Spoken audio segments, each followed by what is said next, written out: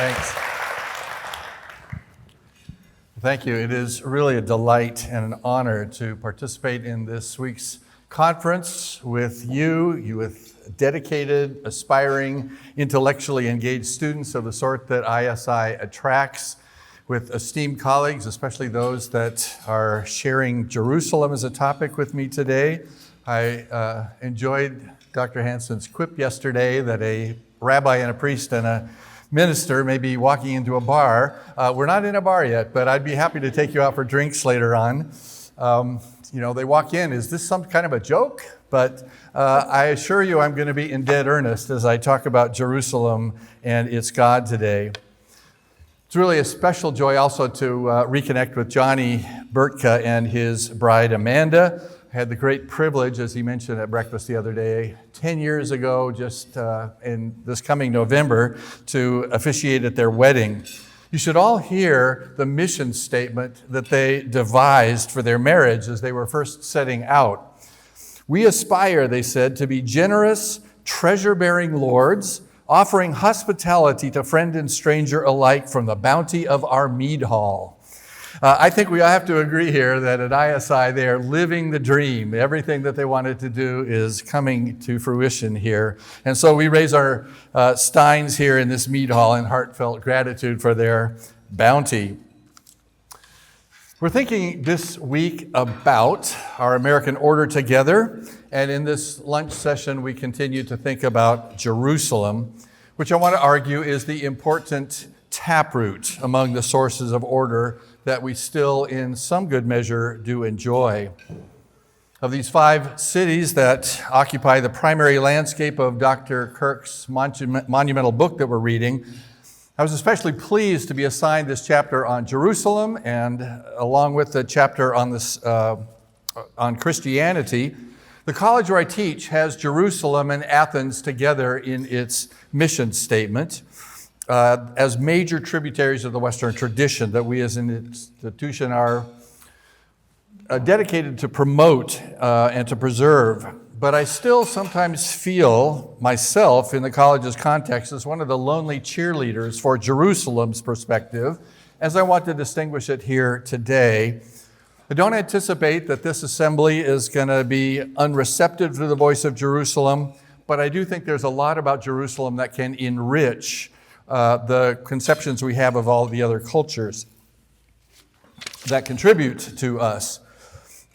Thinking afresh about this contribution of Jerusalem to the order of our souls. You're not going to find disagreement in me with much of what Dr. Kirk has to say about the contribution of Jerusalem to its roots, but I do want to add an emphasis that I think is rather muted in his chapter on Jerusalem. And so I begin with, and I'm going to focus throughout these remarks on a very perceptive observation from the prophet Isaiah about Jerusalem's God that I have put up here to see behind me. Dr. Kirk says early on, page 22 in his book, the essence of the legacy of Israel is their identification of God. God is one, God is just. And so among the political scientists and the historians who are occupying this podium most of the week, there's one theologian here, along with a few others this morning, who, as theologian, I feel like I should bring in the contribution of God. We're going to talk about theology a little bit more than usual in this session. And I'm setting my focus here because Isaiah emphasizes how distinctive the God of Jerusalem is among the conceptions of God in other cultures. There's a kind of exceptionalism, if you like to put it that way, about Jerusalem's God that I think feeds what we might call an American exceptionalism when we embrace this God. Eye hath not seen nor ear ever heard, perceived by the ears, eye hath not seen a God like Jerusalem's God. He is distinctive. I'll talk about the 2 distinctives that Isaiah singles out in this verse for most of my time here. But my starting observation and conviction is the same one that Kirk begins with. He mentions this page 173, page 175 in his chapter on Christianity. Aspects of a culture grow out of the cult, its common religious understanding. The moral order works on the political, works upon the political. So the moral is the root of this. God is the root of what we are going to be thinking about politically. In my terms, what a people believe about God shapes and colors what they're going to believe about everything else. That's my perspective. That's the sense in which I want to speak about this as a central taproot that will come to characterize our understanding of ourselves as participants in this American experiment, as well as our embrace of the Western tradition in general. So what is this distinctive to which Isaiah calls his readers' attention? Verses the fourth in the English translations of Isaiah, the third in the Hebrew Bible. We'll call him Isaiah. We could call him Second Isaiah with Dr. Kirk if you like. We don't have to detain ourselves on questions of the authorship of this book. We have either way to do with a prophetic witness to the God of Jerusalem in this writer, in either case, and that's the salient grounds of my observation for our purposes today. So Isaiah, or the disciple who champions his school of thought, says that defining the characteristics of Jerusalem's God that sets him apart from all the other cultures is this: God acts. He works. The verb in Hebrew is asa. He does things. He makes things. He acts. And not only that, he acts for the benefit of those who wait for him, who depend upon him, who trust him. The Hebrew verb here is chaka. God works for us on the condition that we wait for him. Those are the two simple points on which I want to expound in this time in front of us. Both pieces of this declaration paint us a profoundly revolutionary picture of God by contrast with all the other ancient cultures where America might have located its roots. And that includes in particular the conceptions of God that dominated other ancient cities of Kirk's book, namely Athens and Rome. So first of all, consider the declaration that God acts. Verbs of activity are emphatically not joined to God as the subject of sentences by the philosophers of Greece and Rome. John Quincy Adams made the same point in one of the letters that the rabbi quoted this morning. So what is the first thing that we hear about the God of Jerusalem by contrast? In the first statement of the Hebrew Bible, Bereshit bara Elohim, God creates. God acted. What did Plato teach us in the city of Athens? That God is.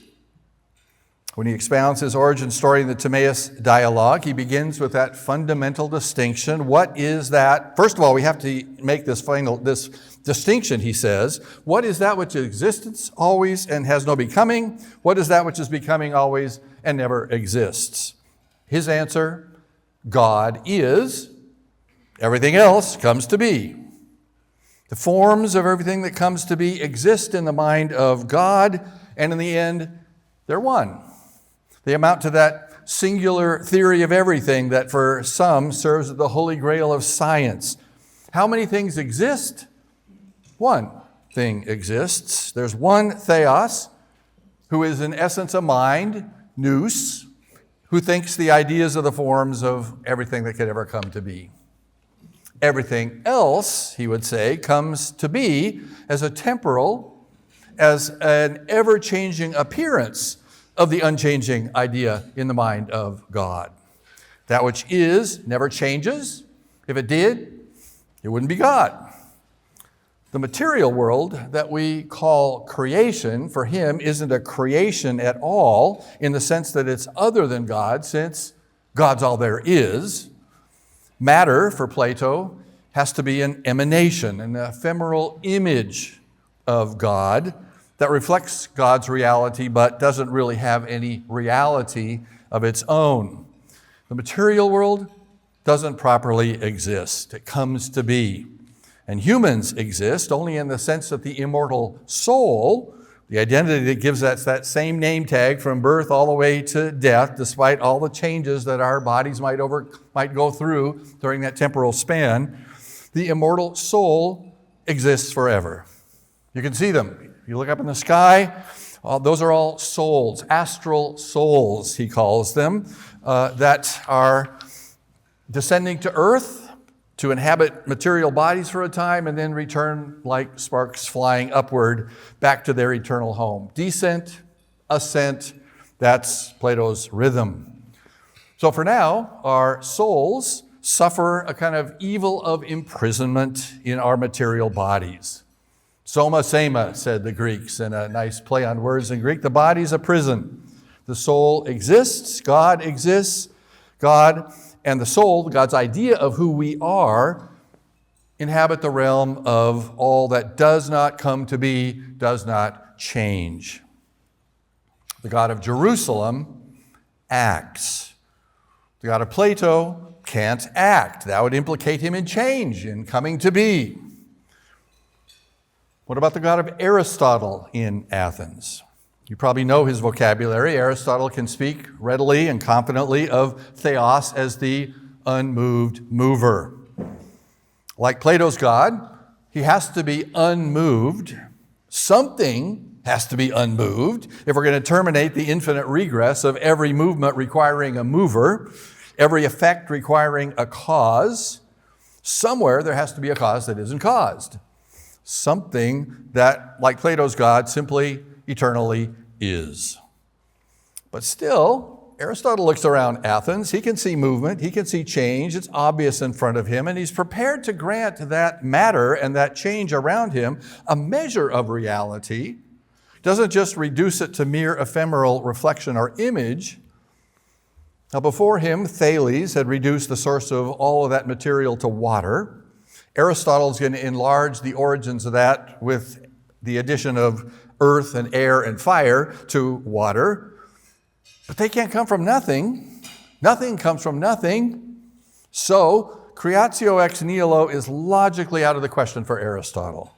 Never once does Aristotle attribute the verb or the activity of creation to theos.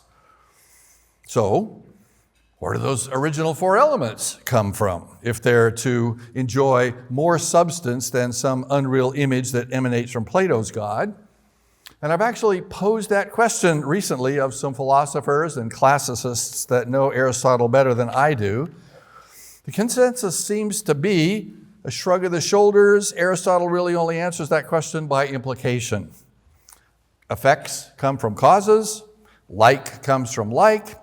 So it seems inescapable that for Aristotle, the elements must always have existed alongside God who moves them, albeit without himself being moved, since some unmoved mover would have to initiate this process.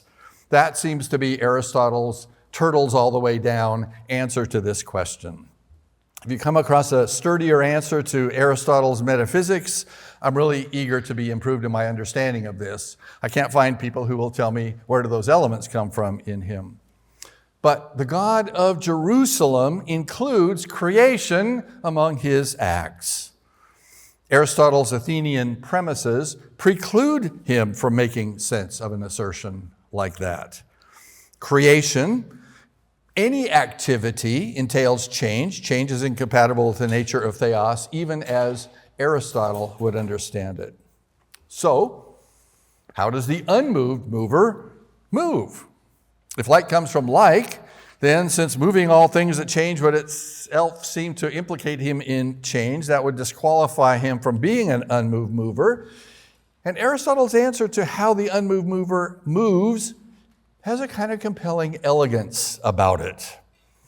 God, for Aristotle, doesn't move by being a cause to the effect of movement that's manifest to his world around Athens.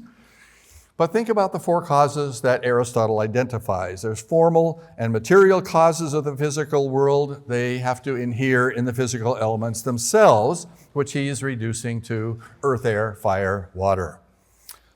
The efficient cause of all movement has to be located in the prior movements of those elements that yield their effects in kind. Like causes like. And on the same logic then, God can't furnish an efficient cause of effects without himself being an effect of some prior movement.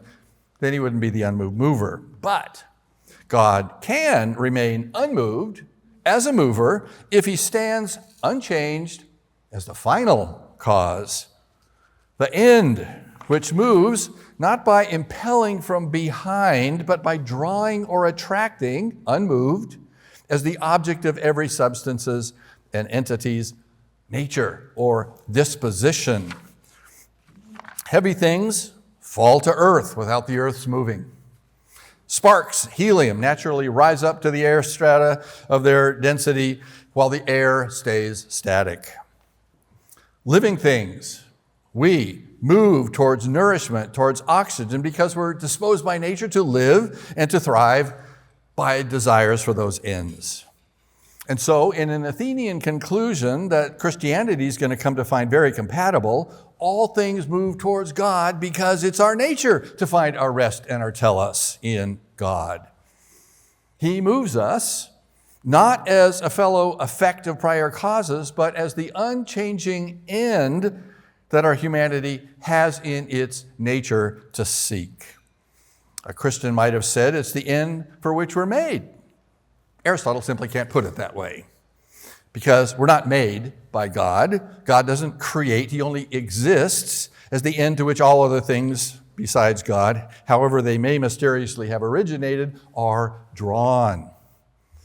So visit all the ancient cities you please and ask about their gods, but in my experience, Isaiah is speaking an inescapable truth when he declares that from of old, from forever, literally, no one has ever heard or perceived by the ear or an eye seen a God like Jerusalem's God who acts, who creates, Genesis 1, who causes the mountains to rise and the rivers to run and the lightning to flash, Job 37, the womb to bring forth, Isaiah 66, the breath of life to enter our dry bones in that beautiful picture in Ezekiel 37. Causes the cities to be inhabited, Ezekiel 36. Causes houses to rise and fall, 2 Samuel 23. And by his Holy Spirit causes us to be born again to a living hope through the resurrection of Jesus Christ from the dead, as Peter says in 1:3. The God of Jerusalem is not static. He doesn't just exist. He acts. Now, that's only the first portion of Isaiah's affirmation that sets the God of Jerusalem apart from the God of Athens and every other city. There is a second crucial piece of this that we need to talk about that sets him apart from the gods of other cities and cultures. But before we get to that second part, let me pause for just a moment to consider some implications of this first contribution that Jerusalem makes to the order that we enjoy from the Jerusalem tributary. If what a people believe about God shapes and colors what they believe about everything else, then how does Jerusalem's vision of an active God color and shape our American order? For one, it means that the vision that we have of God is robustly theistic.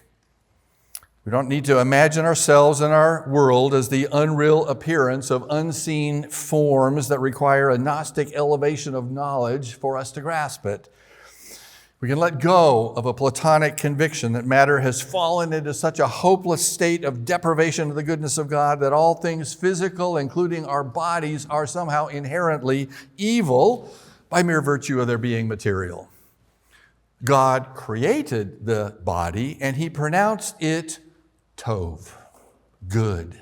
In fact, when Adam was created, it's tov ma'ot, very good.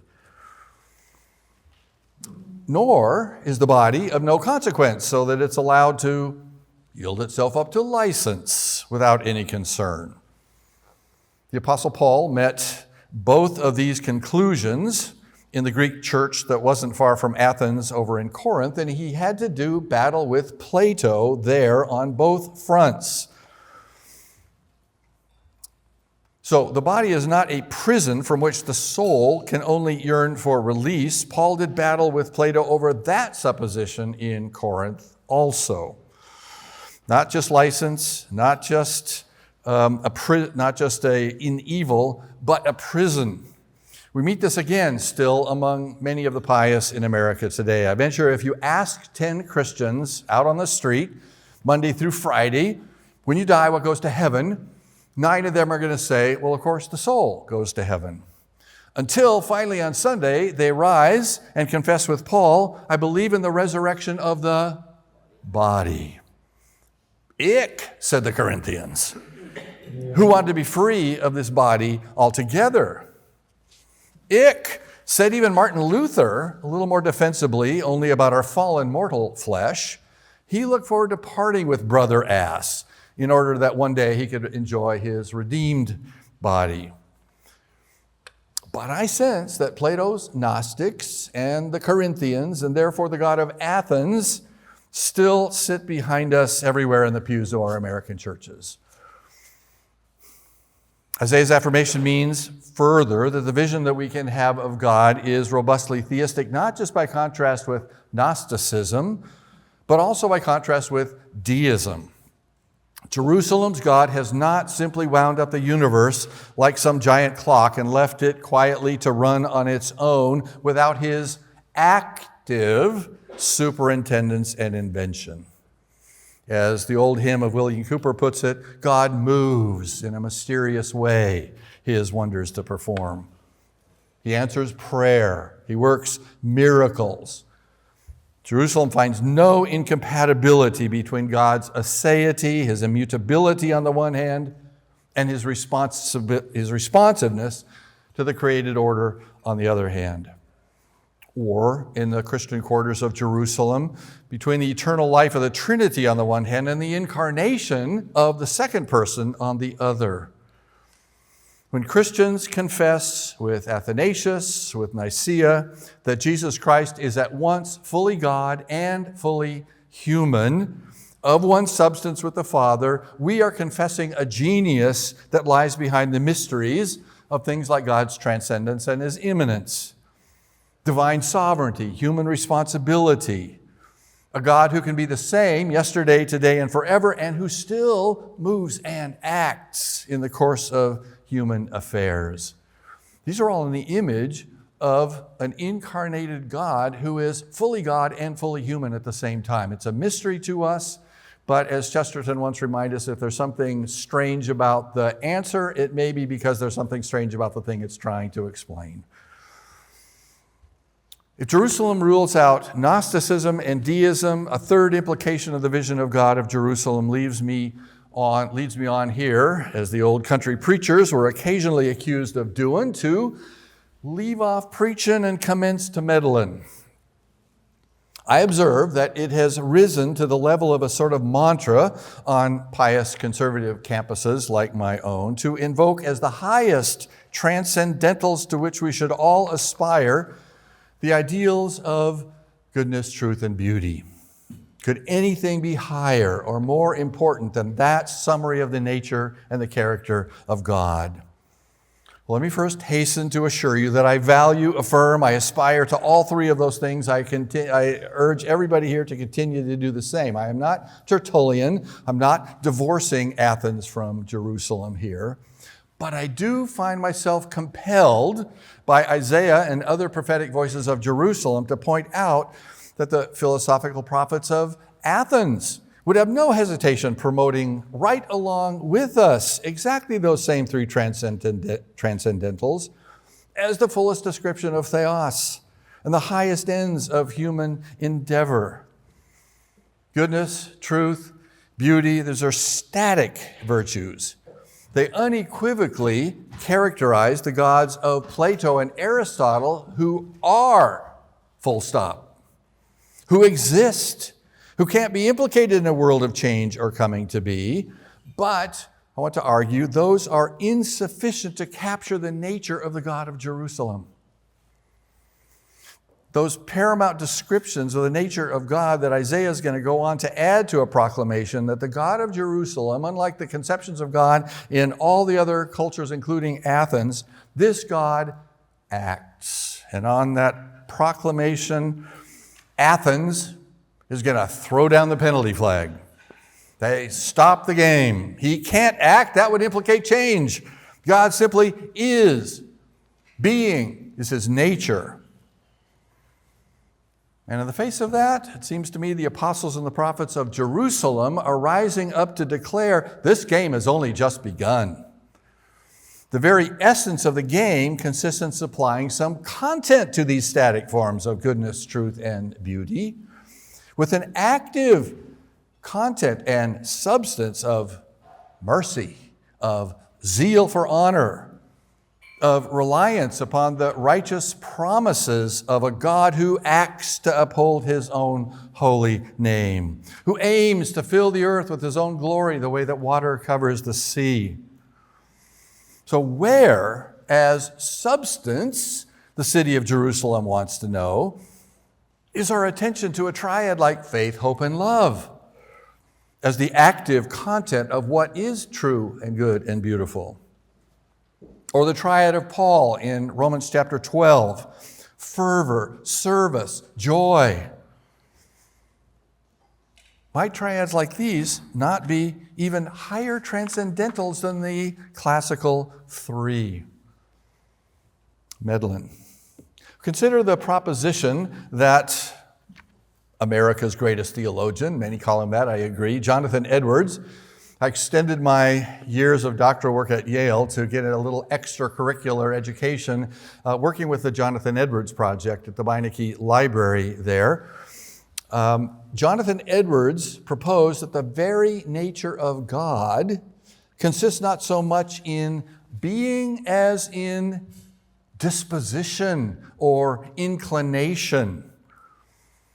He asked a question in one of his thought-provoking theses: what end might God be pursuing in all that he does?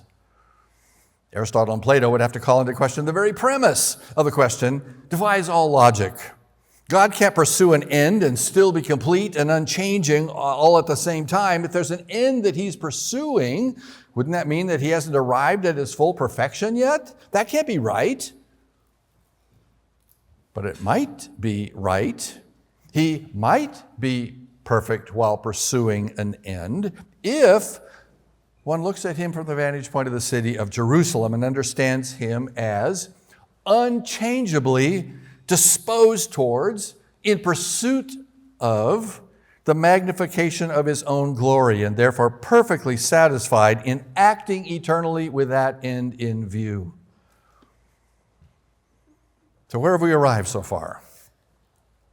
Contribution of the city of Jerusalem to our American order weighs against license. It weighs against the Gnostic suspicion of the physical that the god of Athens inspired in the city of Corinth. It weighs against a deistic skepticism about Judaism or Christianity that provoked some of our American founders, like Jefferson and Madison, to favor a separation of church and state that farther downstream, America's skeptics are effectively going to succeed, ironically, I would say, in establishing a state religion of secular humanism, insulated from leavening effects of the moral tradition of those faiths that came out of Jerusalem. And Jerusalem's vision of God is going to weigh against any kind of quietism that's going to reduce religion to a private, individual, static posture of contemplation or private revelation, as we were talking about a little bit earlier, or that would elevate being to the highest value of the human and the polis rather than activity. Recall yesterday Johnny's admonition at breakfast, a recommendation of a bias for activity and inclination, invoking here Hamilton. Might have invoked some of those Christian active martyrs, Becket and Huss and Joan of Arc. But wait, never mind. I have to be quick. We need to turn to there's more. Now we need to turn to the second part of Isaiah's description of Jerusalem's God to understand that it's not just activity of any sort where person and polis are going to come ultimately to rest, but there's an activity in view here of a very particular sort. So listen as Isaiah continues his perceptive identification of this matchless, incomparable God of Jerusalem. You never heard of a God like this. No eyes ever seen a God like this, who acts for those who wait for him. He works for those who wait for him. In this revolutionary understanding of God, God doesn't just act or live in an active state of eternal inclination. He acts for something. And he's internally inclined towards the benefit of a very specific end. Dr. Kirk's words is on page 44, if you have your book with you. God has willed an order, and that order is for something, for our great benefit as humans. And so Isaiah is, in a way, inviting us to ponder a very important question. What is the chief end of God? That question doesn't go over very well in Athens. Plato has to rule it out because for him the pursuit of an end could never be reconciled with eternal existence. It's a category problem for him. It's as if we were just asking him to draw a square circle. For Plato, the question just doesn't make sense. Aristotle can make a little better sense out of this with this category of final causes. We heard him explain how God can be a mover by serving unmoved himself as the end that draws things to him by a natural affinity that his beauty attracts. But if God were to have an end, I think Aristotle would have to conclude, he can't any longer be the unmoved mover.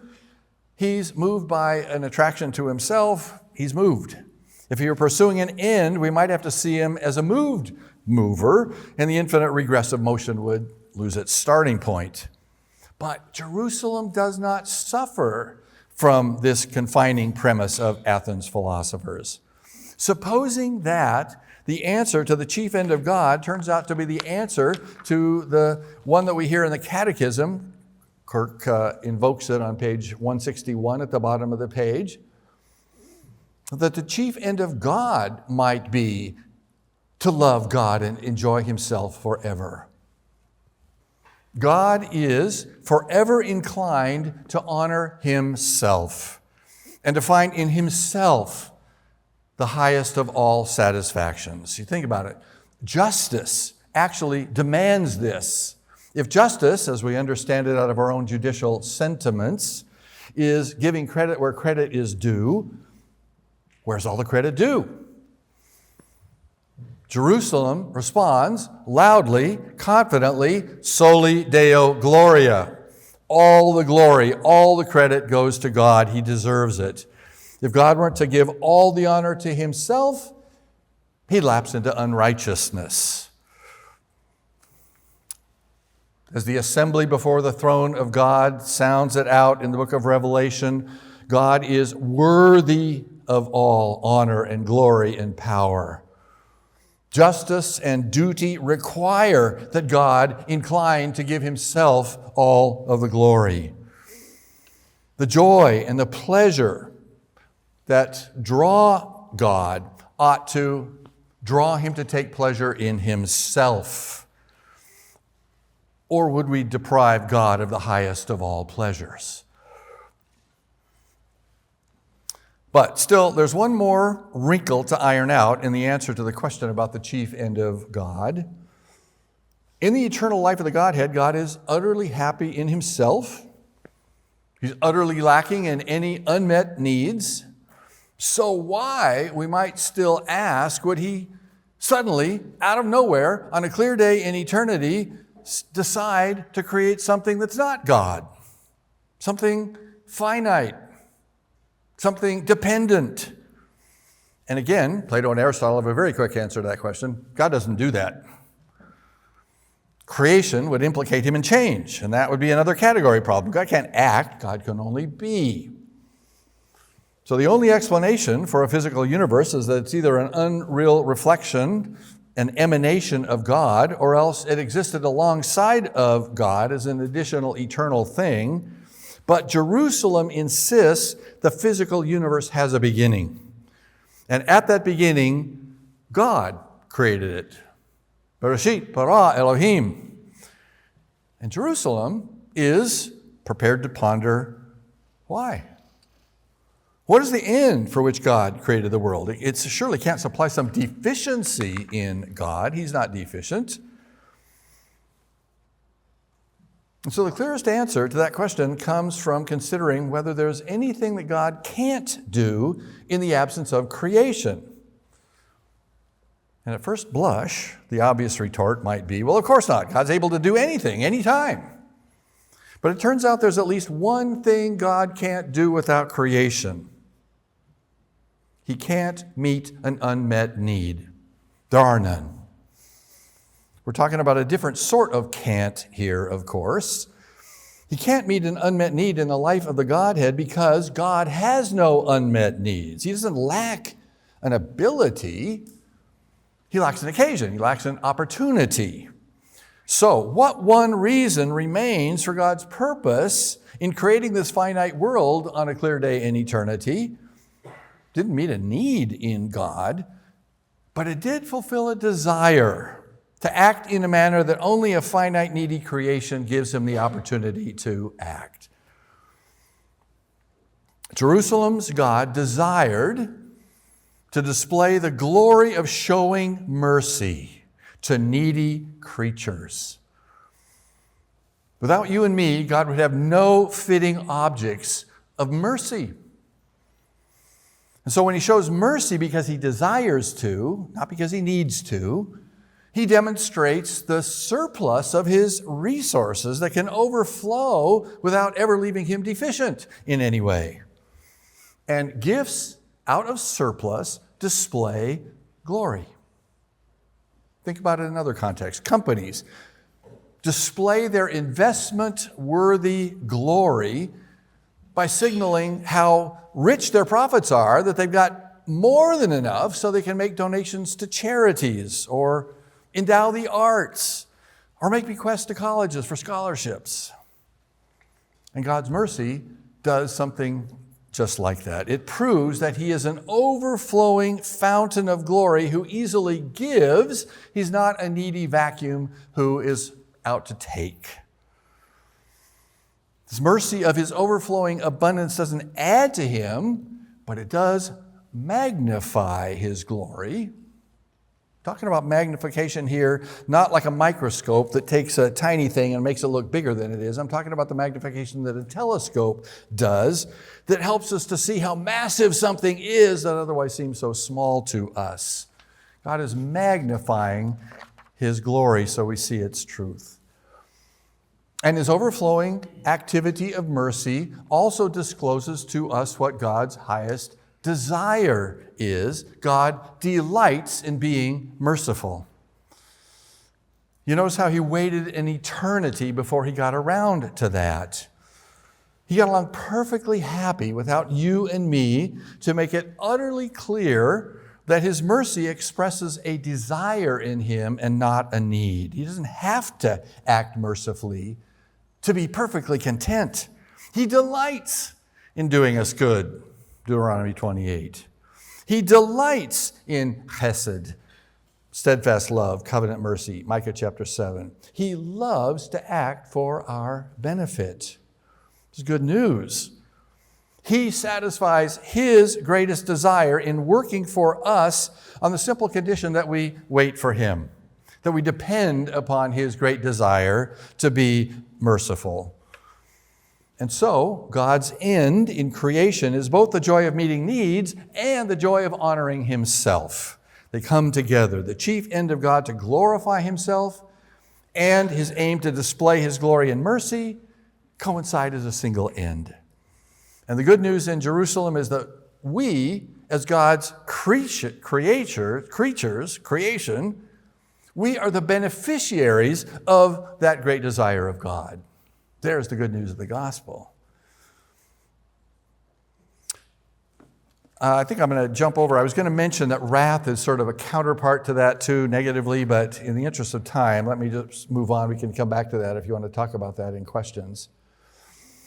We've been enlarging on Isaiah's second observation here, that God acts towards a particular end. And that end, Isaiah says, is to work for us, for our benefit. I hope it's plain from this enlargement that God inclines eternally in desire to exercise the character of mercy outside of himself, outside of the Christian Trinity, just as fully as he inclines in delighted duty to exercise his character of righteousness in acting everywhere and always for the sake of his own holy name. That deserves all the glory. The upshot of this conclusion tells us one last crucial thing about the influence that Jerusalem's vision of God has had, deserves to continue to have on the American order that's at the heart of our discussions this week. Let me unpack the implication like this with a set of questions. If, as Isaiah argues, and as Jerusalem believes, God inclines an eternal desire to work for needy, independent creatures like us, if, in short, God is determined to be the worker, sticking with that metaphor in our relationship with him, who would that make the employer? Who would that make the employee?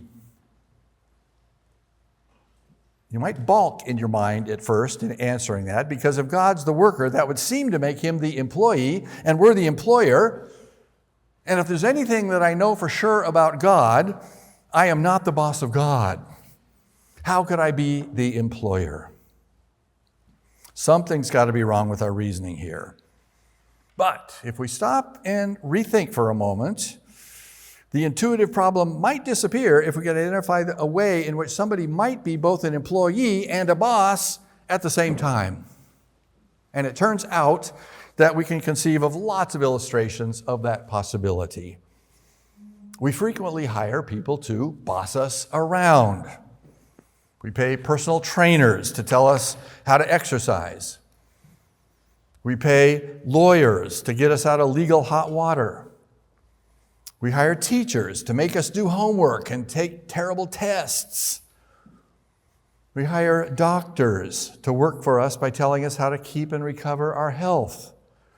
We do lots of dependent, obedient activity, following their instructions, their very difficult therapy. But when all of that, sometimes very difficult and painful activity is done, who's going to get the paycheck? The doctor, the lawyer, the trainer, the teacher that we hired to be in charge of us gets a paycheck. They're the worker. It's relationships like that solve this logical problem that God might be both the employee who works for us and the boss who has sovereign charge over us. And these all fit a pattern that we could call a patron-client relationship. They're named after the relationship of a father, a patron, to his children. Parents love to work for the benefit of their kids. Their children are usually not their employees. They're beneficiaries of parental goodness and mercy, and the only paycheck that they expect and deserve is the honor that the God of Jerusalem commanded that they give to their father and mother so that they can live long in the land, as the commandment puts it. And that is the same paycheck of honor that God our Father desires and deserves from us, his client children. Psalm 50 puts the division of responsibilities like this. You call upon me in the day of trouble. I will deliver you. You will glorify me. And the affront of trying to reverse that relationship by working for God or giving to him to meet his needs, the affront echoes everywhere in Jerusalem's scriptures. Right before that verse I just quoted in Psalm 50, God thunders to Israel, if I were hungry, I wouldn't be telling you. The world and its fullness are mine. Do I eat the flesh of bulls or drink the blood of goats? You don't want to find Psalm 50, verse 20 at the bottom of your paper in my class. God says, I will take no bull from your house. Isaiah chapter 1, I've had enough of burnt offerings of rams and the fat of well-fed beasts. When you come to appear before me, who required you all this trampling of my courts? Or listen to Paul challenging Athens at the Areopagus. The God of Jerusalem, who made the world and everything in it, is not served by human hands as though he needed anything, since he himself gives to all mankind life and breath and everything. So in my experience, teaching religion, Isaiah is nailing the uniqueness of Jerusalem's vision of God squarely on the head.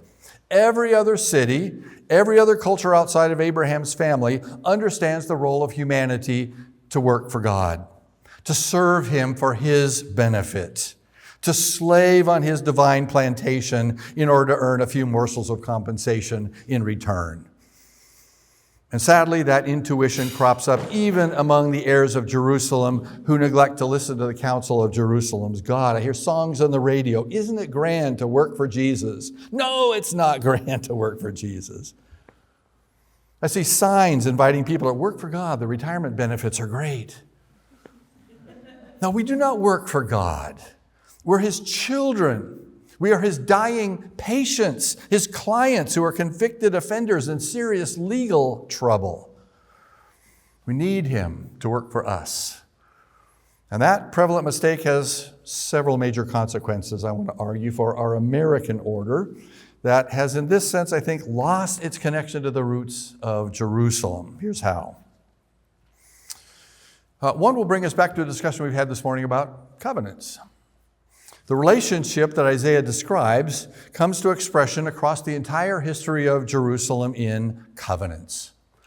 They are, sometimes I call them a contract. I accept the distinction that we were making this morning between a covenant and a contract. I just mean contract in the generic sense of a define the relationship kind of statement. It's the, as I sometimes say to my students, it's the DTR moment in the relationship. Can we define this relationship now? Where are we going anywhere? The basic form of the covenant's definition of the relationship takes shape in God's declaration, I will be your God, you will be my people. I will be your patron, you'll be my client. God declares that he gives himself. He belongs to his people. He gives them the best gift he has to give, himself. That's the primary way he works for our benefit. And the basic form of that is expanded to accommodate all of the major figures of Israel's history, Adam, Noah, Abraham, Moses, David, ultimately in Jesus Messiah, who's going to draw all those preparatory contexts of creation and land and deliverance and prophet and priest and king into a renewed covenant. They all are reflecting Isaiah's summation here. God is working to satisfy his children's needs. His children depend upon him for that provision. They glorify him for it. Abraham's covenant puts it like this. Abraham believed, waited. God reckoned that faith to him as righteousness, as right-standing relationship. Faith, trust, binds God's people to him as the fundamental condition of this covenant. And the echo of Abraham in God's covenant with Moses merits some extra attention for the particular light that it's going to shed on our American order. Some might suggest that Moses differs from Abraham's covenant in calling the people to work for God, as if the expression, the works of the law, somehow accurately described its condition. In fact, works of the law turns out to describe exactly the opposite of what the Apostle Paul understands the law of Moses to command. The law actually pronounces a curse upon people who rely on works of the law, Galatians chapter 3. Working for God, in a word, was in Paul's and Moses' understanding alike illegal, contrary to the covenant with Moses. And we get some further historical confirmation of that conclusion from international treaties that were conventional in Moses' time, contemporary around the 13th to the 15th centuries BC. Hundreds of copies of those international treaties are now testified, especially among the Hittite people in the center of Turkey, attesting a kind of boilerplate pattern of defining the relationship between conquering suzerains and their vassal cities in the ancient world, in the ancient Near East. And when we compare the combined books of Exodus and Leviticus, first word of the book of Leviticus is and. There's a connection between these two books. You put them together, you get a suzerainty treaty. And the heart of Moses' covenant in the Ten Commandments in particular resonates with this boilerplate language of suzerainty treaties in Moses' world. The similarities are just unmistakable. Anybody in Moses' day who would have read his covenant would have categorized it instantly among the conventional treaties between big kings and little kings of their time. And here's what's salient about that. The suzerains, the emperors of Moses' day, are building their portfolio of allies in a treaty organization by promising protection and provision to the vassal. And the sole condition that they require of the vassal to enter into that treaty is the vassal's allegiance. If they join a treaty alliance with some rival suzerain, they're going to wind up with a conflict of interest every time those two suzerains try to make a call on their allegiance. Thou shalt have no other suzerain before me, expresses the basic stipulation of those international treaties. And that should sound familiar to readers of Exodus. And that leads us to an easy conclusion that the people to whom Moses delivered his tablets at Mount Sinai would have readily understood that God was inviting them to enjoy his protection and his provision, and he only had one primary requirement. To benefit from that, they had to trust and be loyal to the God who made that treaty with them. God was coming to Israel not as their slave-owning master requiring their service to his needs. He was coming to them as their great physician. Here, take these 2 tablets, call me in the morning. He intended to work for them. Their role was to wait and depend upon him. And that, to me, stands as the evidence for Dr. Kirk's contention, page 28 in the chapter on Jerusalem, that the law of Moses was not a decree laid down by an authoritarian monarch to oppress by class or hierarchy. It was not a body of convenient customs that people develop for themselves. In Kirk's words, the law is revealed to save man from self-destruction, to redeem man from sin and its consequences, to keep man from becoming a Cain, his hand against every man's, to enable man to resemble the God in whose image he was created. And so, since the law is an expression of a God who works for those who wait for him, the laws that Moses gives us are, in Kirk's words, page 27, liberating rules to bless us with God's order. So the national covenant that God made with his people through Moses at Sinai united them as a people, made them a nation that endured for centuries. And that national covenant, as we've heard a few times already in this conference, came to be the inspiration of the Protestant reformers who were dissenting from state churches in Europe. Dr. Kirk concurs, page 47, the bottom of the page, the idea of the covenant colored all their political convictions. The reformers called their theology covenant theology. Came to the New World with the Puritans of New England. It came to the New World with the Presbyterians of the Middle Atlantic states. And it served as the model for the covenants that those colonists were making with one another before God in forming their body politic. And from that point, those covenants provided models for the constitutions of the colonial states, and the covenantal constitutions of the states provided the model for the constitution of the federated states, the United States, when they came to be a full nation. So listen to these words of Clinton Rossiter. Dr. Kirk supports this in support of what he calls his cardinal point. American democratic society rests upon Puritan and other Calvinistic beliefs, and through those in no small part upon the experience of Israel under God. And so mercy, charity towards others, on the strength of the confidence that we can have, that we can rely on God to be merciful to us, that is Jerusalem's beating heart at the core of our American order. So, a couple of quick applications, I'm done. Back to my starting conviction. If what a people believe about God shapes and colors what they believe about everything else, there's going to be some consequences to embracing the God of Moses and Isaiah. You can maybe think of a couple more applications than the 2 that I'll quickly single out. First, the definitions of American order that we find in our Constitution, state and federal, follow a pattern that was given to covenanters in Europe, who took their pattern from the covenant with Moses, whose heart we know is the 10 Commandments. And the pattern they presuppose is one in which God promises to work for the people as they trust him. And that persisted in Israel's history, even as monarchs from David onward stepped in as God's representatives in that relationship. God authorized a monarchy on the premise that the king is going to work for the people on God's behalf while they trust the king to let God work for the nation. So, talked about this a little bit this morning. Dr. Kirk suggests that nothing remains in our modern social order from the practical political establishments. I think the rabbi and I might demur a little bit from that rather absolute statement, but it would for sure be wrong to infer from that nothing remains of Israel's vision of a social order under God. Our American government is founded upon covenants whose premise expects government to work for the benefit of the people. And it counts it inimical to the designs of government to expect the people to work for the benefit of the government. And in our time, it seems to me, we're losing our grip on that order. The government loves to put us into its service. But once we become slaves on the government plantation, we confound everything that Jerusalem has taught us about living rightly before God. Doesn't mean that we're passive.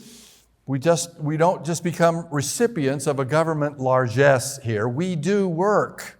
We have to be active, but our activity is for our neighbor. It is charity. It is mercy. It is for the neighbor, not for God. God doesn't need our work. You get along without it forever. He gives us opportunity to work for our neighbor so that we can experience a joy like God's joy in being merciful. It's our therapy from the great physician. It brings us our spiritual health and our joy. If God comes to rest in the activity of mercy, that's how we are created in His image, to flourish in merciful service. As images of God in the world, it becomes our role to work for the benefit of our neighbor and our country as God has worked for us. Love your neighbor as yourself. How do you love yourself? You don't love yourself by adoring yourself. Look in the mirror. Wow. We love ourselves by desiring the best for ourselves. And so, like God, we find our deepest satisfaction in desiring and working for the best of our neighbor, and we help our neighbor best when we point them to God as the greatest fountain of all joy. There's a key piece of our inheritance from the American order. Do I have time for one more, or are we running short? All right. We start a little late. We're ending a little late. I was just going to mention that the Ten Commandments have kind of become an issue in recent politics. Louisiana has just said we're going to require the Ten Commandments in every classroom in the state. And some of the separation of church and state people are rising up in high dudgeon against that sort of a thing. I want to say that there is a historical justification for hanging those up there, wholly apart from any religious justification that might raise hackles of church separation of church and state. The Constitution and the rest upon the Ten Commandments. And if we don't put the Ten Commandments there, it's a kind of expression of our historical amnesia. So I want to elaborate further on that. I'll stop at this point and hope that we can find our satisfaction in a God who serves us by working for us as we wait for Him. Thank you so much.